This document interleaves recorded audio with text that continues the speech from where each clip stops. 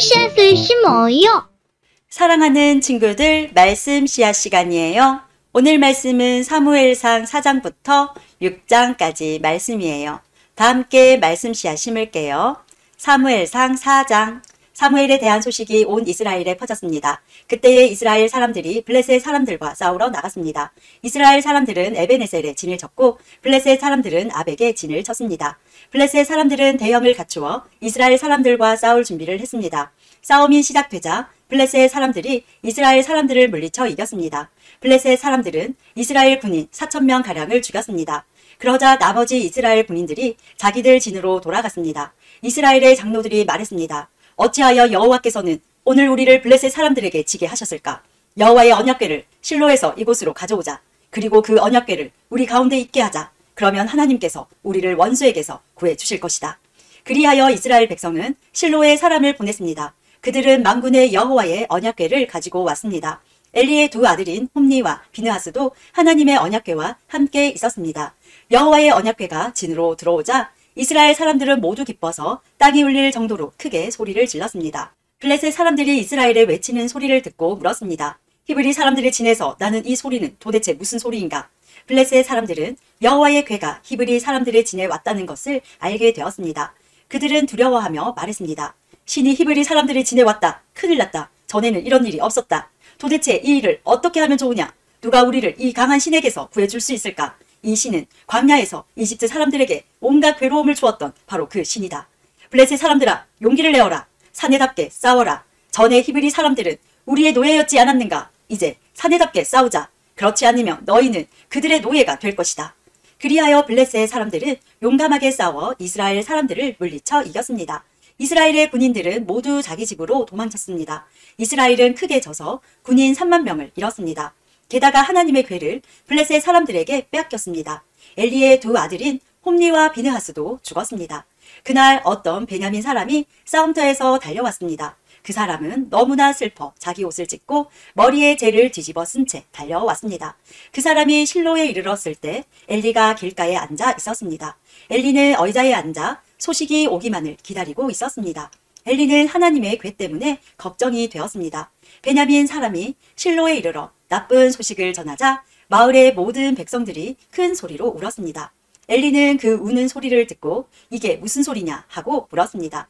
베냐민 사람이 엘리에게 달려와 사실대로 이야기했습니다. 엘리는 그때 98세였으며 앞을 보지 못했습니다. 베냐민 사람이 말했습니다. 저는 싸움터에서 왔습니다. 오늘 싸움터에서 도망쳐 나왔습니다. 엘리가 물었습니다. 여보게, 싸움은 어떻게 되었나? 베냐민 사람이 말했습니다. 이스라엘이 블레셋 사람들에게 져서 도망쳤습니다. 이스라엘 군대는 많은 군인을 잃었고 제사장의 두 아들도 죽었습니다. 그리고 하나님의 궤를 블레셋 사람들에게 뺏겼습니다. 베냐민 사람이 하나님의 궤 이야기를 하자 엘리는 의자 뒤로 나자빠졌습니다. 엘리는 문 옆으로 넘어지면서 목이 부러지고 말았습니다. 이는 나이가 많은 데다가 뚱뚱했기 때문이었습니다. 그렇게 엘리는 죽었습니다. 그는 40년 동안 이스라엘을 다스렸습니다.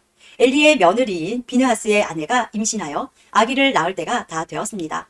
비느하스의 아내가 하나님의 궤를 빼앗겼다는 것과 자기 시아버지인 엘리와 자기 남편인 비느하스가 죽었다는 소식을 듣자 곧 그 여자에게 진통이 왔습니다. 그 여자는 몸을 구부리고 아이를 낳으려 했습니다.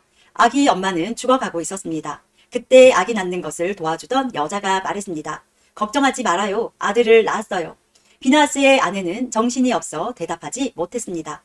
비느하스의 아내는 아기의 이름을 아가봇이라고 지어주며 영광이 이스라엘에게서 떠났도다 라고 말했습니다.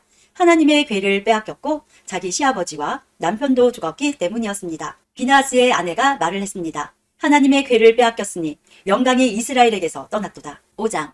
블레셋 사람들은 하나님의 궤를 빼앗아 그것을 에베네셀에서 아스돗으로 가지고 갔습니다. 블레셋 사람들은 하나님의 궤를 다곤 신전에 가지고 가서 다곤 신상 곁에 두었습니다.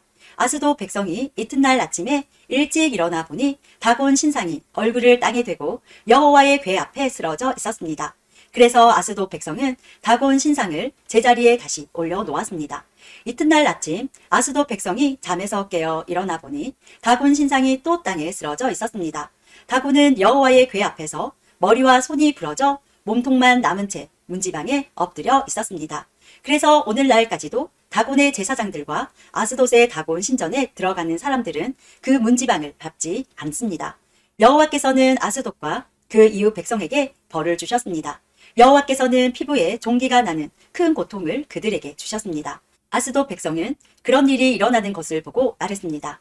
이스라엘 신의 궤를 이곳에 둘 수 없다. 하나님이 우리와 우리의 신 다곤을 벌하고 있다. 아스돗 백성은 블레셋의 5 왕을 모이게 하고 말했습니다. 이스라엘 신의 궤를 어떻게 하면 좋겠습니까? 블레셋의 왕들이 대답했습니다. 이스라엘 신의 궤를 가드로 옮겨라. 그래서 블레셋 사람들은 이스라엘 신의 궤를 가드로 옮겼습니다. 하나님의 궤가 가드로 옮겨진 후에 여호와께서는 가드성에 벌을 주셨습니다. 하나님은 가드의 늙은 사람과 젊은 사람 모두에게 고통을 주셨는데 그들의 피부에도 종기가 나기 시작했습니다. 그러자 블레셋 사람들이 하나님의 궤를 에그론으로 보냈습니다. 하나님의 궤가 에그론에 도착하자 에그론 사람들이 소리를 질렀습니다. 왜 이스라엘 신의 궤를 우리 성으로 가지고 오는 거요? 당신들은 우리와 우리 백성을 죽일 참이요? 에그론 백성은 블레셋의 왕들을 다 모이게 한 후에 그 왕들에게 말했습니다. 이스라엘 신의 궤를 원래 있던 자리로 보내시오. 그 하나님의 궤가 우리와 우리 백성을 죽이기 전에 빨리 그렇게 하시오. 그들은 매우 두려워했습니다. 왜냐하면 하나님이 그들을 너무나 무섭게 심판하셨기 때문입니다. 죽지 않고 살아남은 사람은 피부에 종기가 나서 괴로움을 당했습니다. 그래서 온 성읍이 하늘을 향하여 크게 울부짖었습니다. 6장. 블레셋 사람들은 여호와의 궤를 7달 동안 자기 땅에 두었습니다. 그 후 블레셋 사람들은 제사장과 점쟁이들을 불러서 물었습니다. 여호와의 궤를 어떻게 하면 좋겠소? 그것을 원래 있던 곳으로 돌려보낼 방법을 말해주시오. 제사장과 점쟁이들이 대답했습니다. 이스라엘 신의 궤를 돌려보낼 생각이라면 빈손으로 돌려보내지 마시오. 허물을 싣는 제사인 속건제물과 함께 돌려보내시오. 그래야 여러분의 병이 나을 것이오. 그리고 그 결과를 통해 과연 하나님께서 여러분에게 벌을 내리셨는지도 알 수 있을 것이오. 블레셋 사람들이 물었습니다. 이스라엘의 하나님께 속건제물로 무엇을 드리면 좋겠소? 제사장과 점쟁이들이 대답했습니다. 피부에 난 종기와 같은 모양으로 금종기 5개를 만드시오. 그리고 금지 5개도 만드시오. 금지와 금종기의 수는 블레셋 왕들의 수와 같아야 하오. 왜냐하면 똑같은 병이 여러분과 여러분의 왕에게 닥쳤기 때문이요. 이 나라를 망치고 있는 종기와 쥐의 모양을 만드시오. 그것을 이스라엘 신께 바치시오. 그리고 이스라엘 신께 영광을 돌리시오. 그러면 이스라엘 신이 여러분과 여러분의 신과 여러분의 땅에 벌 주시는 것을 멈추실 것이요. 이집트 백성과 파라오처럼 고집을 부리지 마시오. 하나님께서 이집트 백성에게 심하게 벌을 내리신 후에야 이집트 백성이 이스라엘 사람들을 나가게 한 것 아니었소? 여러분은 새 수레를 만드시오. 그리고 새끼를 낳은 지 얼마 안 된 젖소 2마리를 준비하시오. 그 젖소는 아직 멍에를 메어 본 적이 없는 것이어야 하오. 그 젖소들을 수레에 메고 새끼들은 집으로 돌려보내시오. 새끼들이 자기 어미를 따라가게 하지 마시오. 여호와의 궤를 수레에 올려놓으시오. 그리고 금종기와 금지들도 상자에 담아 궤 곁에 두시오. 그것들은 여러분의 죄를 용서받기 위하여 하나님께 드리는 속건 제물이요. 수레를 곧장 앞으로 나아가게 하시오. 그리고 수레를 지켜보시오. 만약 수레가 이스라엘 땅 베세메스 쪽으로 가면 우리에게 이 큰 병을 주신 분은 여호와가 확실하오. 그러나 만약 수레가 베세메스 쪽으로 가지 않으면 이스라엘의 하나님이 우리에게 벌을 주신 것이 아니라 우연히 우리가 병들게 된 것으로 보면 될 것이요. 블레셋 사람들은 제사장과 점쟁이들이 말한 대로 했습니다. 블레셋 사람들은 새끼를 낳은 지 얼마 안 된 젖소 2마리를 가지고 와서 수레에 메우고 그 새끼들은 집으로 돌려보냈습니다. 블레셋 사람들은 여호와의 궤를 수레에 올려놓고 금지와 금종기들이 든 상자도 수레에 올려놓았습니다. 그러자 소들은 베세메스 쪽으로 곧장 갔습니다. 오른쪽으로나 왼쪽으로 치우치지 않았습니다. 블레셋의 왕들은 소들의 뒤를 따라 베세메스의 경계까지 갔습니다. 그때 골짜기에서 밀을 베던 베세메스 사람들이 눈을 들어 여호와의 궤를 보았습니다. 여호와의 궤를 다시 보게 된 그들은 매우 기뻤습니다. 수레는 베세메스 사람인 여호수아의 밭으로 와서 큰 바위 곁에 멈추어 섰습니다. 베세메스 사람들은 수레의 나무를 잘라냈습니다. 그리고 소를 잡아서 주께 제물로 바쳤습니다. 레위 사람들은 여호와의 궤를 내려놓고 금지와 금종기가 든 상자도 내려놓았습니다. 레위 사람들은 그 2 상자를 큰 바위 위에 올려놓았습니다. 베세메스 백성은 그날 태워드리는 제물인 번제물과 희생제물을 여호와께 바쳤습니다.